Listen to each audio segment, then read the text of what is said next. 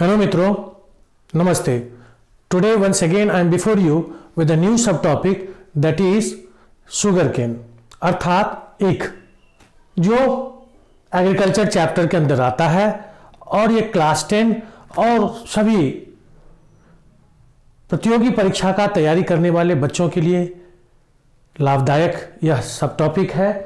Plus 2 के बच्चे के लिए भी यह उतना ही उपयोगी सब टॉपिक है.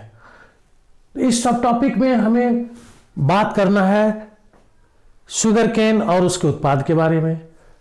चीनी की जब बात हम करते हैं तो चीनी हर घर में प्रयोग किए जाने वाले खाद्य पदार्थ है. जो खाद्य फसल हम लोगों ने पहले पढ़ा था, सीरियल पढ़ा, ऑयल सीड, पल्सेस इत्यादि, इसके बाद यह एक प्रमुख खाद्य पदार्थ के रूप में इसका प्रयोग होता है हमारे घरों में और अनेक रूपों में इसका होता है. इस सब टॉपिक के अंदर हमें geographical condition and other important information के बारे में जानना है, देखना है, जिसे हमें इस 3 हेड के अंदर समझना है. इंट्रोडक्शन, परिचय, ज्योग्राफिकल कंडीशन, भौगोलिक दशाएं, एरियाज एंड प्रोडक्शन, क्षेत्र और उत्पादन. इन 3 हेड्स के अंदर इसके संपूर्ण जानकारी को हम प्राप्त करेंगे. परीक्षा में खास करके जो बच्चों से सवाल पूछे जाते हैं वह ज्योग्राफिकल कंडीशन से रिलेटेड होता है कि इसके लिए कितने तापमान की आवश्यकता होती है, कौन सी मिट्टी इसके लिए उपयुक्त होता है और कितने रेनफॉल की आवश्यकता होती है. इस तरह से सवाल पूछे जाते हैं. इंट्रोडक्शन के अंतर्गत मैं इस पॉइंट्स को पढ़ूंगा नहीं, ये तो आपके व्हाइट बोर्ड पर लिखे हुए हैं. इसका एक फोटो मैं डाल दूंगा इंट्रोडक्शन में, आप इसे नोट्स के रूप में इस्तेमाल कर सकते हैं. मैं इसको एक एक पॉइंट जो दिया हुआ है, मुझे तो पता है क्या किस पॉइंट के अंदर कौन सी बातें हैं, उस बात को मैं अपनी तरफ से बताने का प्रयास करता हूं. तो सबसे पहले जो पहला पॉइंट है, शुगर केन एक बांस प्रजाति के पौधे होते हैं जिसके रस को एक्सट्रैक्ट करके, निचोड़ करके उससे शुगर, गुड़, खंडसारी, मोलासेस इत्यादि बनाए जाते हैं. शुगर जिसका प्रयोग हमारे घरों के अंदर होता है, सबको ही परिचित है. गुड़ का प्रयोग खास करके तिला संक्रांति और तिला संक्रांति के बाद तिलकुट के में इसका प्रयोग होता है. तिल की मिठाई बनाने में इसका प्रयोग होता है. वैसे भी गुड़ का प्रयोग ठंडा में, चूंकि यह प्रकृति से गर्म होता है, शरीर को गर्म करने के लिए भी लोग गुड़ का प्रयोग करते हैं. चाहे वह खास करके दही चूड़ा के साथ चीनी के जगह पर गुड़ का प्रयोग ठंडा के समय में लोग प्राय करते हैं. इसके अतिरिक्त भी गुड़ से बहुत सारी चीजें बनाई जाती है. अब तो डॉक्टर वैद्य भी बताते हैं कि चीनी हमारे शरीर के लिए बहुत ही हानिकारक है. चीनी के जगह हमें गुड़ का ही प्रयोग करना चाहिए, क्योंकि ईख के रस से जब चीनी बनाए जाते हैं तो बहुत सारे केमिकल्स का प्रयोग होता है उसके अंदर, रिफाइन करने में, उसके शुद्धिकरण में, जिसके कारण शुगर जो है कंटामिनेटेड हो जाता है, वह स्वास्थ्य के लिए हानिकारक होता है. जबकि यह गुड़, इसको ज्यादा रिफाइन नहीं किया जाता है, इसमें ज्यादा कंटामिनेशन नहीं होता है. खंडसारी भी अपेक्षाकृत चीनी के फायदेमंद होते हैं, स्वास्थ्यप्रद होता है. और मोलासेस जो है, यह आप काले रंग का पदार्थ देखते होंगे बाजार में, जिससे विनेगर में मिलाए जाते हैं, जिससे कफ सिरप, दवाई इत्यादि में मिलाए जाते हैं. और बहुत सारे प्रयोग हैं जिसमें मोलासेस का प्रयोग किया जाता है, जिसे हम लोग देसी भाषा में छोआ बोलते हैं. तो यह सब उससे प्राप्त किया जाता है और माना जाता है कि इंडिया ईख का, शुगर केन का घर है. यहीं से इसकी उत्पत्ति मानी जाती, यहीं से इसकी खेती आरंभ मानी जाती है. जब हम कटिबंध की बात करते हैं तो आप पढ़ते होंगे कि शीत कटिबंध, शीतोष्ण कटिबंध और उष्ण कटिबंध। तो ये कटिबंध की जब बात करते हैं, किस कटिबंध में इसका उत्पादन होता है, तो ये आपको उष्ण और उपोष्ण दोनों कटिबंध में इसकी खेती होती है, चूंकि इसे गर्म और आर्द्र जलवायु की आवश्यकता होती है और दोनों कटिबंध में गर्म और आर्द्र जलवायु मोर और लेस मिल जाया करता है। यह इसका कॉमर्शियल और इंडस्ट्रियल दोनों रूप में इसका प्रयोग किया जाता है। व्यवसायिक दृष्टिकोण से और औद्योगिक दृष्टिकोण से भी इसका इस्तेमाल किया जाता है। और यह कैश क्रॉप के रूप में जो छोटे और सीमांत किसान होते हैं, मझोले किसान होते हैं, वह मुख्य रूप से इसकी खेती जो करते हैं वह फैक्ट्री तक अपने उत्पाद को पहुंचा देता। हार्वेस्ट करने के बाद, इसकी कटाई के बाद ट्रैक्टर से, ट्रक से इसको फैक्ट्री तक, चीनी मिल तक पहुंचा देता है और तुरंत उसको उसके बदले कैश मिल जाता है, पैसे मिल जाते हैं। इस वजह से इसे कैश क्रॉप के रूप में भी हम इसे जानते हैं।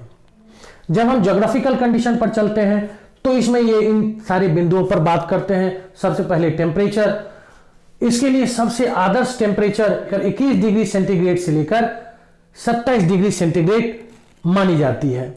जब हम वर्षा की बात करते हैं तो सबसे उपयुक्त जो वर्षा का रेंज है वह 75 सेंटीमीटर से लेकर के 100 सेंटीमीटर तक का है, जबकि भारत में जितने क्षेत्रफल पर इसकी खेती की जाती है उसमें से तकरीबन 92% क्षेत्रफल पर जो इसकी खेती होती है वह सिंचाई के बल पर होता है। मतलब इस सिंचाई का बहुत ही अहम रोल इसके खेती में है। जब हम मिट्टी की बात करते हैं तो यह सभी तरह के मिट्टियों में इसका उत्पादन हो सकता है, लेकिन सबसे आदर्श मिट्टी है वह है जलोढ़ मिट्टी, एल्यूवियल सॉइल। वही वेल ड्रेन, जिसमें पर्याप्त नहरों का जाल, नदियों का जाल, सिंचाई की प्रॉपर मैनेजमेंट हो, प्रॉपर व्यवस्था हो, उन क्षेत्रों में जो इसकी खेती बहुत आयास से की जाती है। जब हम अदर इससे जुड़े हुए अन्य एस्पेक्ट्स को देखते हैं तो इसकी बुआई से लेकर के इसके कटाई तक, मतलब सोइंग से हार्वेस्टिंग तक पर्याप्त मानव बल, मानव श्रम की आवश्यकता होती है। इसलिए इसे चीफ लेबर की आवश्यकता होती है, अन्यथा इससे बनने वाले उत्पाद वह बहुत महंगे हो जाएंगे। इसलिए चीप लेबर की आवश्यकता होती है। साथ ही साथ इसमें खादों का प्रयोग, उर्वरक का प्रयोग अंतराल पर बहुत आवश्यक होता है ताकि इसका उत्पादन सही तरीके से हो सके। और इसके लिए खुली धूप बहुत ही मायने रखता है इसके ग्रोथ के लिए, इसके विकास के लिए। जब क्षेत्र और उत्पादन की बात करते हैं तो भारत क्यूबा के बाद दूसरा बड़ा उत्पादक देश है दुनिया के अंदर। क्यूबा को दुनिया में चीनी के कटोरा के रूप में जाना जाता है, लेकिन जब भारत की बात करते हैं तो भारत में उत्तर प्रदेश चूंकि सबसे बड़े उत्पादक राज्य है, इसलिए इसे भारत में चीनी का कटोरा बोला जाता है, चीनी के कटोरे वाला प्रदेश के रूप में जाना जाता है। जब क्षेत्रफल की बात करते हैं तो दुनिया के अंदर भारत में सबसे बड़े क्षेत्रफल पर इसकी खेती होती है। इसका पर हेक्टेयर उत्पादन, प्रति हेक्टेयर उत्पादन कम होने के चलते यह उत्पादन के मामले में दुनिया का दूसरा बड़ा देश के रूप में गिना जाता है। इसके कई कारण हो सकते हैं। उत्पादन में कमी का कारण सिंचाई हो सकता है, समय पर सिंचाई का ना होना, मानव श्रम का अनुपलब्धता, और दूसरा ज्योग्राफिकल कंडीशंस जो हैं, भौगोलिक दशाएं हैं। हालांकि शुगर का केन के उत्पादन को सबसे बड़ा थ्रेट है, सबसे बड़ा प्रतिस्पर्धा शुगर बीट से है, अर्थात चुकंदर से है। चुकंदर का उत्पादन जिस हिसाब से यूरोपियन कंट्रीज और यूनाइटेड स्टेट्स ऑफ अमेरिका में बढ़ते जा रहा है और उसके उत्पाद ईख के उत्पाद को टक्कर दे रहा है, इससे ईख की खेती पर और ईख से बने उत्पाद के आयात और निर्यात पर, बाजार पर असर पड़ेगा। भारत के अंदर उत्तर भारत और दक्षिण भारत दो अलग अलग हिस्सों में अलग अलग भौगोलिक दशाएं देखी जा सकती है। हालांकि जितने क्षेत्रफल पर इसका उत्पादन किया जाता है उसमें तकरीबन 92% भाग पर सिंचाई के बल पर इसकी खेती की जाती है। उत्तर प्रदेश भारत के अंदर सबसे बड़ा उत्पादक राज्य है और इसे भारत में चीनी का कटोरा के रूप में जाना जाता है। उत्तर प्रदेश के बाद पंजाब।